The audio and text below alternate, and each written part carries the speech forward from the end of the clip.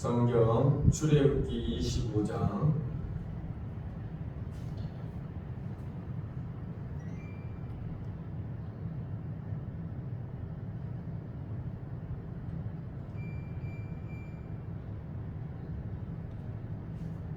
10절 말씀부터 22절 말씀까지 보겠습니다. 그들은 조각목으로 궤를 짜되 길이는 2규빗 반, 너비는 1규빗 반, 높이는 1규빗 반이 되게 하고 나는 순금으로 그것을 싸되 그 안팎을 싸고 위쪽 가장자리로 돌아가며 금태를 두르고 금고리 넷을 부어 만들어 그 네 발에 달되 이쪽에 2고리 저쪽에 2고리를 달며 조각목으로 채를 만들어 금으로 싸고 그 채를 궤 양쪽 고리에 꿰어서 궤를 매게 하며 채를 궤의 고리에 꿰 대로 두고 빼내지 말지며 내가 4개 줄 증거판을 궤 속에 둘지며 순금으로 속죄소를 만들되 길이는 2규빗 반, 너비는 1규빗 반이 되게 하고 금으로 그룹 2를 속죄소 2 끝에 쳐서 만들되 한 그룹은 이 끝에 또 한 그룹은 저 끝에 곧 속죄소 2 끝에 속죄소와 한 덩이로 연결할지며 그룹들은 그 날개를 높이 펴서 그 날개로 속죄소를 덮으며 그 얼굴을 서로 대하여 속죄소를 향하게 하고 속죄소를 궤 위에 얹고 내가 4개 줄 증거판을 궤 속에 넣으라. 거기서 내가 너와 만나고 속죄소 위 곧 증거궤 위에 있는 2 그룹 사이에서 내가 이스라엘 자손을 위하여 내게 명령할 모든 일을 내게 이르리라. 네, 10절 말씀부터 22절 말씀. 오늘은 언약궤와 속죄소에 대해서 생각해 보고자 합니다. 어떻게 이제 여름이 지나가고 가을이 온 것 같은 느낌이 듭니다. 봄 아침 저녁으로는 약간 바람이 불고 한낮에는 햇빛이 따갑죠. 지금도 건강에 유의해 주시기 바랍니다. 본문은 성막 기구 중에 언약궤와 속죄소에 관한 말씀입니다. 성막 기구 중에서 제일 먼저 소개되는 것이 하나님의 임재와 하나님이 베푸신 한없는 은혜를 이야기해 주고 있습니다. 그에 따라 속죄의 은혜가 무엇인지 상징적으로 잘 보여주고 있는 오늘 본문 말씀입니다. 첫째로 예수 그리스도만이 하나님께 나아가는 유일한 구원의 길이라는 것입니다. 10절부터 11절 말씀을 보면은 언약궤를 만든 재료에 대해서 말씀하고 있습니다. 언약궤는 조각목으로 만들었다고 이야기해 주고 있습니다.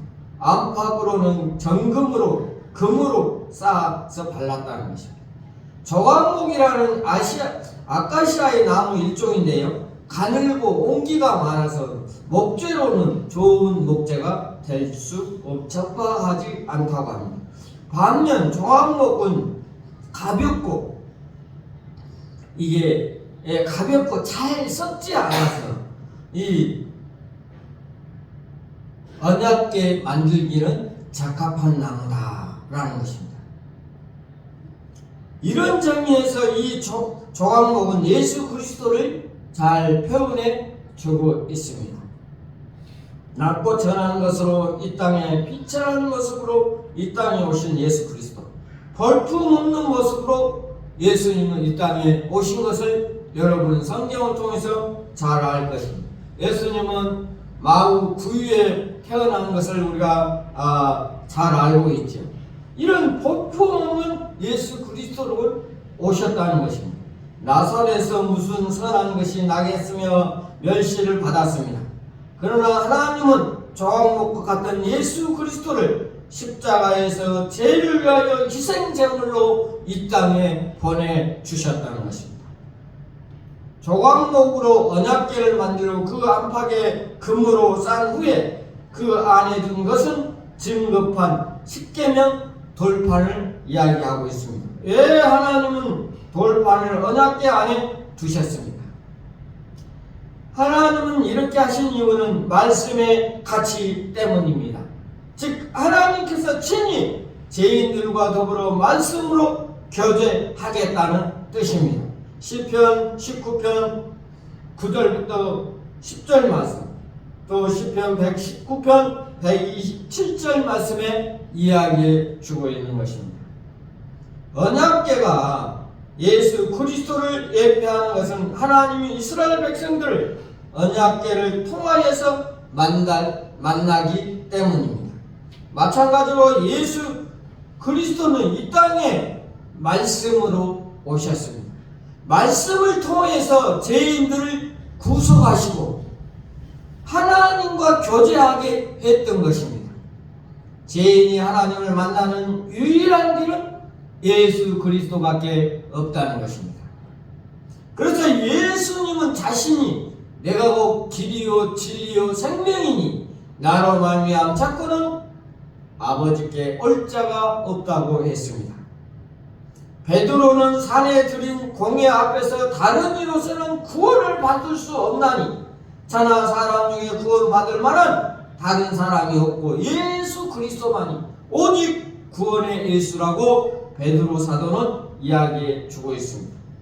예수님은 광야에서 마귀에게 시험 받을 때 뭐라고 말했습니까? 사람이 떡으로만 살 것이 아니라 하나님이 입으로 나오는 모든 말씀으로 살 것이라고 이야기하고 있습니다. 살리는 것은 영이고 육은 무익하리라 하겠습니다. 내가 너희에게 이런 말을 영이라 생명이라 예수님은 이렇게 이야기해 주고 있습니다. 요한복음 6장 63절에 이렇게 이야기해 주고 있는 것입니다. 여러분 어떤 양식을 먼저 먹고 살려고 하십니까?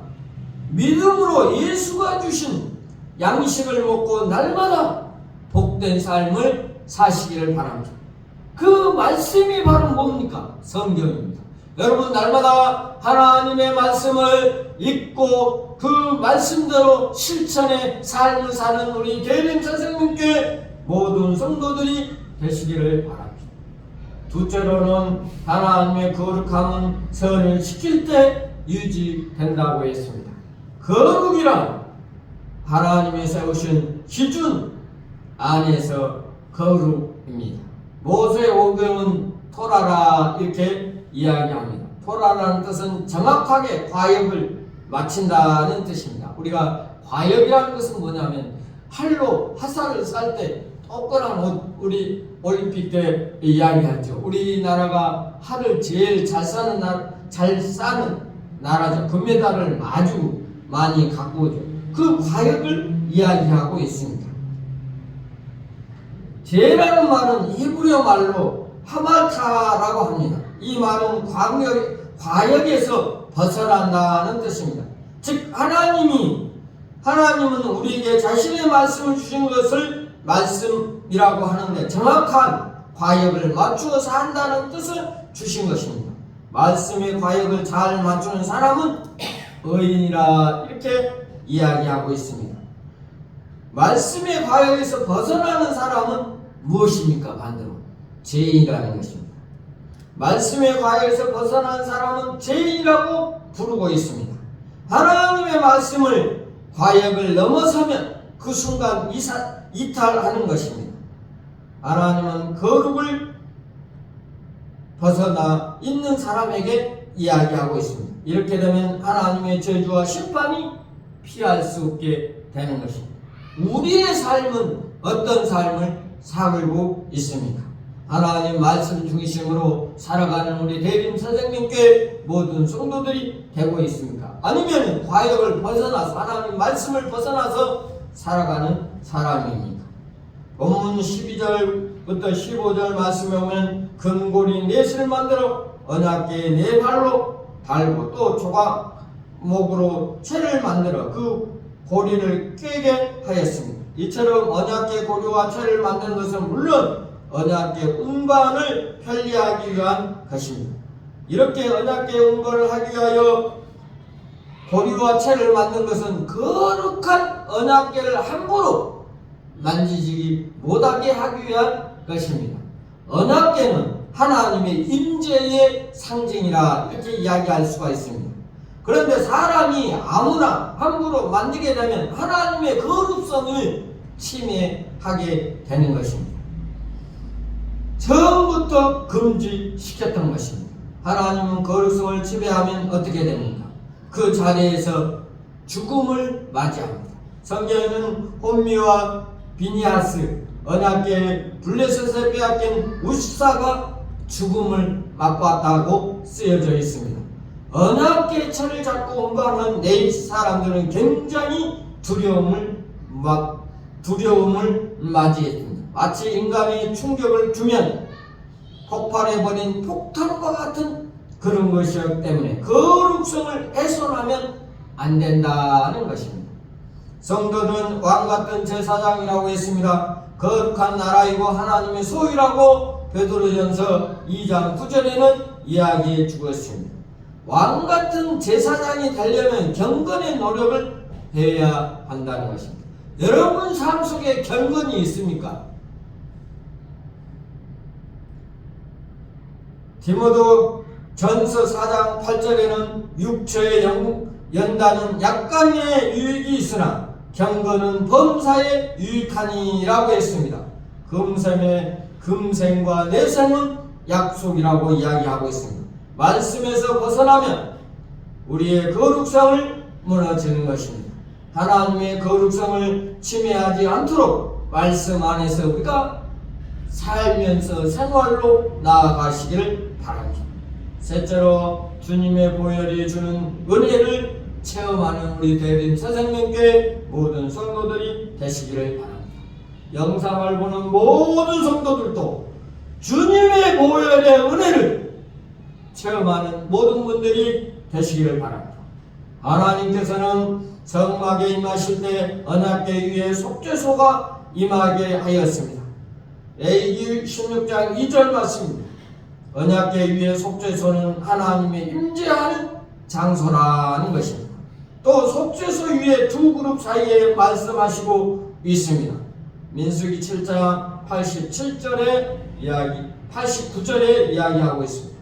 하나님의 거룩한 말씀을 듣고 자신을 찾아오는 자들에게는 은혜를 베풀어 주신다는 것입니다. 만약 하나님의 말씀을 어기고 불순종할 때는 심판과 저주가 임할 것이라고 이야기하고 있습니다. 속죄소는 히브리어로 카파르라는 말로 되어 있습니다. 덮는다, 속죄한다, 용서한다는 말입니다. 속죄소는 하나님의 인간의 죄를 용서하는 하나의 자리, 자비의 자리로 이야기하고 있습니다. 속죄소는 다른 이름으로 시인제라고 부릅니다. 이 말은 은혜를 베푸는 자리라는 뜻입니다. 하나님의 자비로운 성품을 상징적으로 보여주고 있는 것입니다.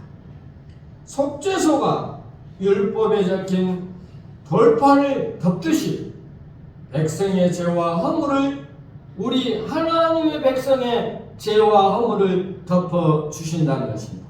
바울은 다윗의 말을 인용하면서 불법의 사함을 받고 죄를 가리워지는 받는 사람은 복이 있고 주께서 그 죄를 인정치 아니한 사람이 복이 있다고 이야기해 주고 있습니다.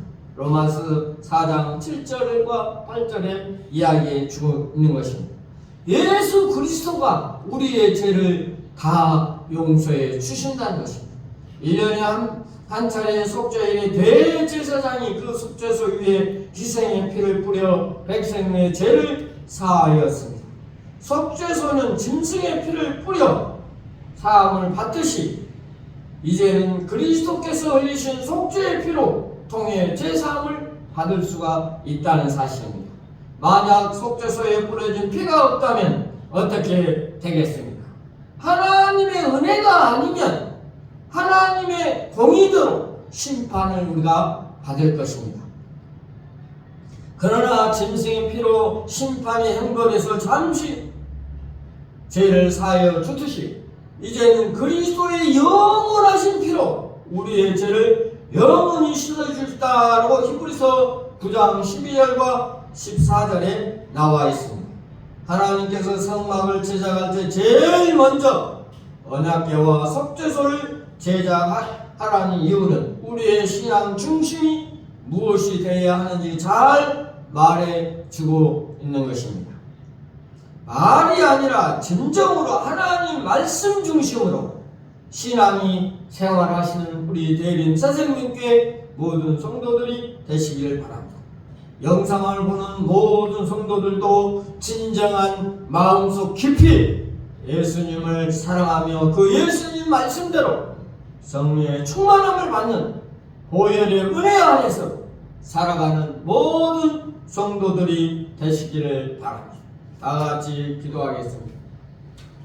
하나님 아버지, 오늘 하나님의 언약궤를 위하여 아버지 했습니다. 우리가 예수 그리스도로 말미암아 제사함을 받고 주님의 은혜 가운데 사는 우리 대림 선생님교회, 또한 영상으로 예배드리는 모든 성도들에게 한없는 은혜와 성령의 충만함을 허락하여 주시옵소서.